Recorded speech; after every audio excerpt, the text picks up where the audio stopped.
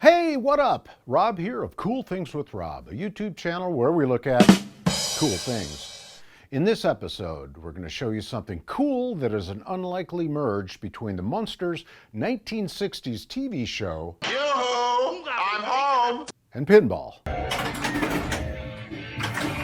For those not old enough to remember the Munsters, they ruled the airwaves for 2 years on network television and well over 50 years in syndication. To me as a kid, the show was cool for many reasons.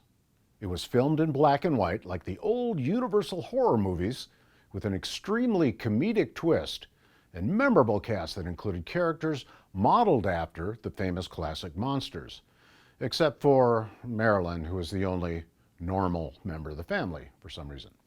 Grandpa and Herman were more like Laurel and Hardy than Dracula and Frankenstein, but the entire cast combo worked.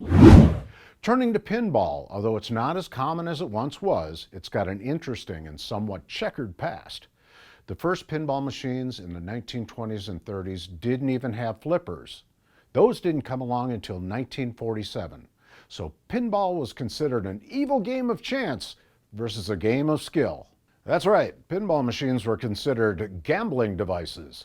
In fact, pinball machines were illegal in most U.S. cities, including New York City, until 1976.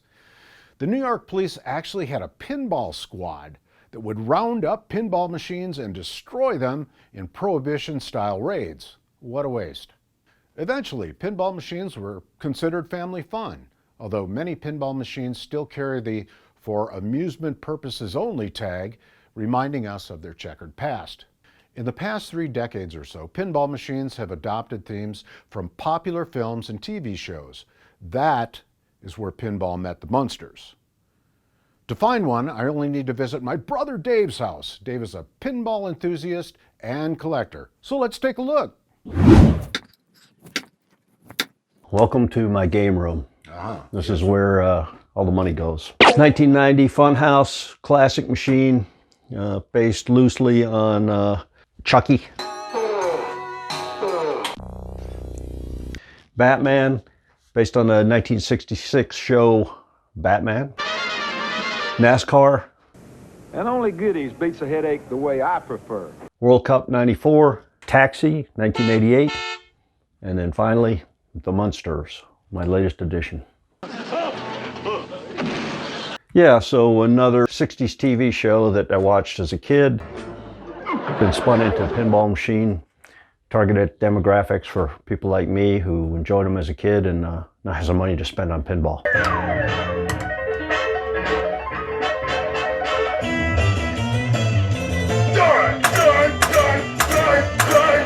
So we're going to look under the hood of this thing and kind of see what makes it work.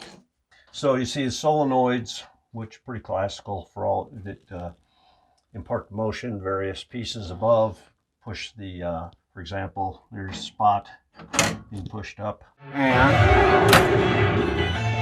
guess who pops out? The brain of this thing, which is hidden behind this glass panel. There's the CPU up here. You would take a USB drive, thumb drive, download the firmware, plug it into there, the CPU, turn the thing on, and it will update the game code. New game scenarios, the whole 9 yards, new content, new video. Tell us about the physical features on the playing surface of this game. Well, it's pretty classical. You have 2 drain lanes on each side, 2 flippers in the front, a couple of ramp options, one that goes up and through the back and then back around. I can't help but notice Herman is up here.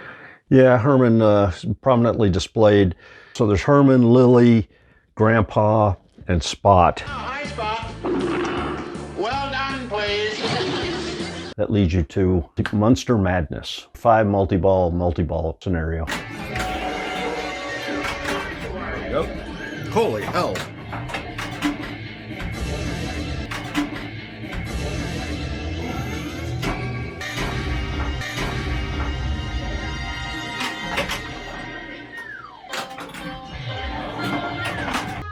How did you get into the whole pinball thing? I mean, Let's face it, we've all seen pinball machines, but we don't own them.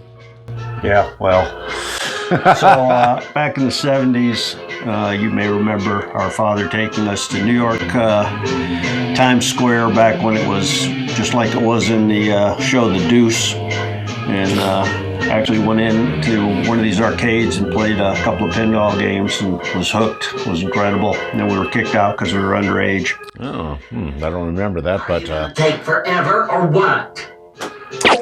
Get Spot. He's under the stairs. Thanks for showing us the Munsters dip. By the way, where does one buy a pinball machine?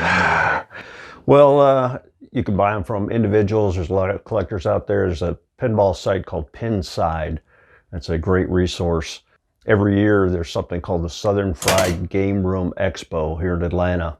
And there people bring hundreds of machines in, both distributors and individuals. A lot of them are for sale. I picked up 2 machines there. That's where I bought the Munsters Game Room Concepts. Marco is another big distributor out of South Carolina. Super good resource. So, I think you'll agree that was pretty damn cool. If you like what you saw, do the usual. Like, subscribe, and remember, I may be totally uncool myself, but I know a cool thing when I see one. Now get the hell out there and find something cool.